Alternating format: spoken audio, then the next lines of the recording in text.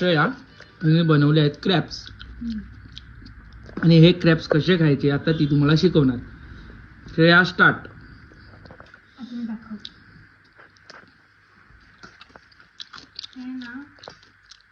चिंबोरी याने फोडलेली अशी हाताने ही चिंबोरी अख्खी तोंडामध्ये घालायची आणि खायची. खाऊन दाखव मला. आगरीमध्ये बोल. आगरीमध्येच बोलता. हा एकदम फुल आगरी. आगरी काय करायचंय चिंबोरी?